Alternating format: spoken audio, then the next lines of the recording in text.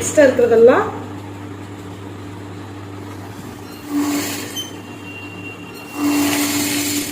Line வச்சு கட்டணும்.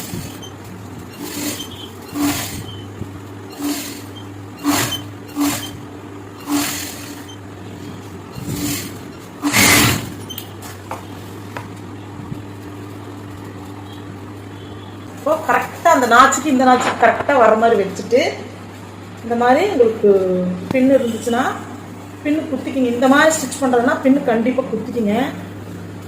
கீழ் பார்ட்லேயும் ஒரு பின்னு குத்திக்கிங்க. ஸ்டிச் பண்ணுற பகுதியில் தான் நம்ம மார்க் பண்ணியிருக்கிறோம். கரெக்டாக நம்ம மார்க் பண்ண இடத்துல அப்படியே மெதுவாக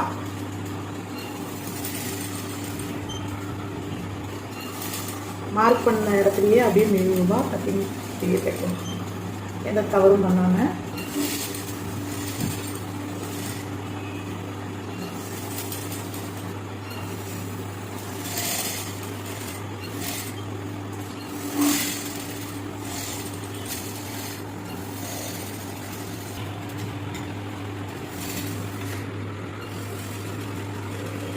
பண்ணிக்கலாம். ரிமூவ் பண்ணிட்டு இங்கே பாருமா, இங்கிருந்து 1/2 இன்ச் தள்ளி வச்சுட்டு முதல்ல இந்த எக்ஸ்ட்ரா இருக்கிறதெல்லாம் கட் பண்ணி எடுத்துக்கலாம். அப்படி நீங்கள் லைட்டாக அப்படி ப்ரோ கொண்டு வந்து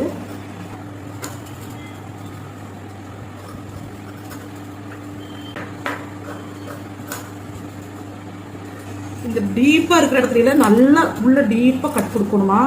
அப்போ தான் வந்து அழகாக திருப்பினா நல்லா ஃபினிஷிங்காக கிடைக்கும். நல்லா அந்த வீ வரைக்கும் வெட்டி விட்டுருங்க. இந்த இடத்துல கரெக்டாக வெட்டி விட்டுருங்க.